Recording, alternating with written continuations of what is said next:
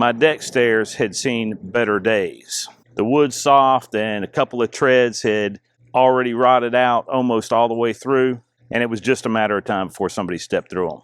And looking at the way the builder did the old risers, you can see why I was concerned. So today I'm going to show you how we replace these with composite treads that'll last for a very long time with almost no maintenance.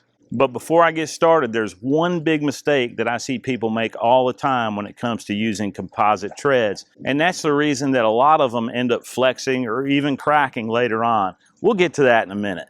If you've searched for how to replace deck stairs or replace rotten deck steps, then you know the options can get confusing fast. Treated lumber, cedar, composite. I've replaced several of them over the years. This time I decided to go with composite, mainly because I'm just sick of replacing boards every few seasons. These treads have been painted, sealed, stained, you name it. But once moisture gets in, wood rot is inevitable.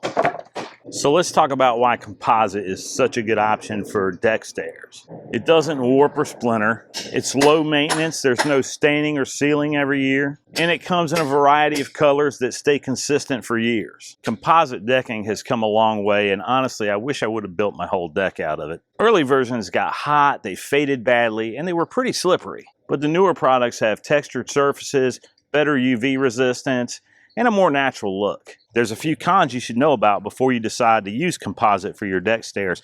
One is they cost a lot more up front. They do expand and contract with temperature changes. And the mistake that most people make, and what I was talking about earlier, is you can't space your stringers out the same way that you would with wood. And that last one is where a lot of DIY people get in trouble with these for stairs. And I'll show you exactly what to do about that in just a second.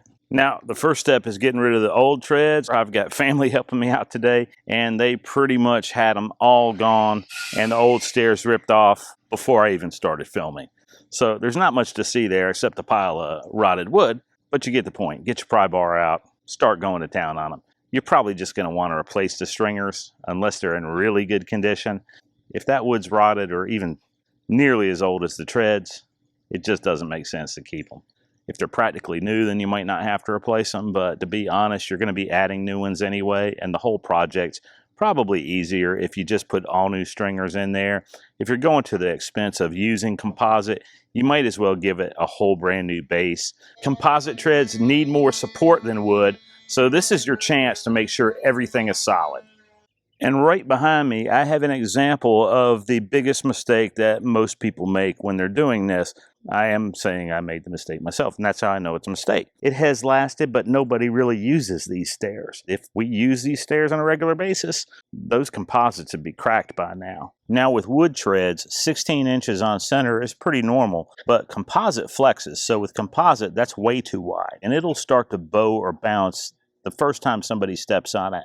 So you want to go no more than 9 inches on center with composite. Check the manufacturer's specs, but if you go closer, you'll never regret it. Now, I'm just using color match screws that are made for composite, but you can also use metal fasteners with some of the brands. It really just depends on the manufacturer of tread you go with and the look that you want. Composite cuts clean with a circular saw. You just have to make sure you use a fine-tooth blade, and you want to leave just a tiny gap between the treads so that there's room for expansion and contraction. But you see the spacing between these is much less than it would be if you were to use wood, and that's because of the flexing that you have with these treads. You can see we cut these risers so that they would land on the concrete and not up to the concrete like they originally were, because even though it's ground contact lumber, there's really no reason for it to contact the ground if it doesn't have to, especially when we've got concrete here that it can sit on. I'm going to be honest, there's a magical formula that you can use to cut your risers and get them exactly perfect. What we did is just cut them too long, scribed them, and made them level so they sit on the concrete. Kind of end up with the same result and doing a lot less math that way. Might make a few more cuts, not a real big deal. I'd rather cut a little more at the bottom than to do the math. Some people would rather do the math than to cut a little more. Potato, potato, you end up with the same thing. And you can see how we kind of staggered the blocking in between here just to sure it up. Normally you might be worried about how that looks and maybe you want to do the whole thing, but we're going to face the front of these with more treads, so you're not going to even see that anyway, and it's just going to make it even more sturdy when we do that. This concrete wasn't even here. We added this concrete later, so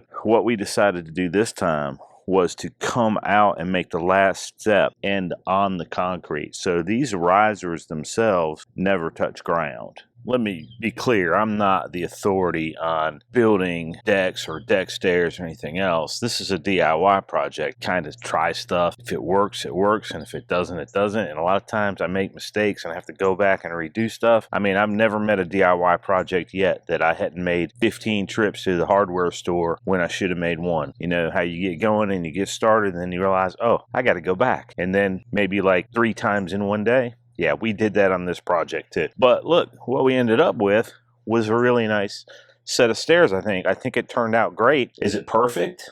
No. But is it solid, sturdy, and safe? Yes. It's much better than it was. Overall, I'm pretty happy with the way it turned out. I really like the look of the rails. I don't know what I'll do about this down here. I'll probably trim it out with something. I'm not really quite sure yet. I'm going to come up with some ideas and figure it out. I'll probably do another video when I figure it out. Don't really know what to do along the edge there. Not really sure about that. But if you know, let me know in the comments, because I'd actually love ideas on that. If you have any ideas on how we could have done it better, love to hear them in the comments, because I'm definitely open to getting more and more ideas for doing it better, because we've got to redo the other area that I showed you before next. So that'll be the next project, is taking down the old mistake that I made before and actually making it better. The only thing that we'll ever have to stain or paint or treat is going to be the rails. The actual treads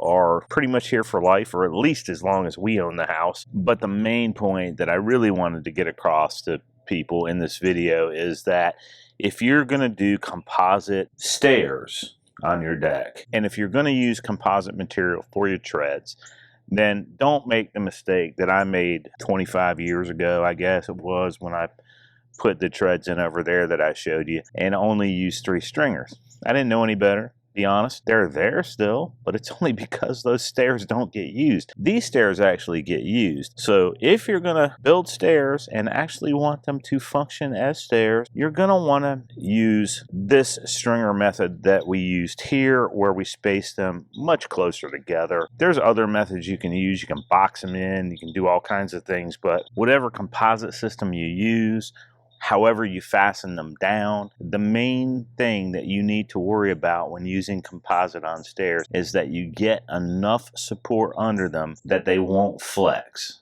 when they're stepped on. That's what we've done here. I hope this video helps you out. If it did, hit the like and subscribe button. I've got more crazy DIY projects that I'm gonna do. I'll probably fail along the way. We'll let you see when we fail, and we'll let you see when we don't. And another DIY project in the books, and nobody lost any limbs. I'll link some of the things that we used below in the description. If you use those links, it helps the channel, and I really do appreciate it. You don't have to, though. You can find all that stuff at your local hardware store. Thanks for watching, and I'll see you in the next one.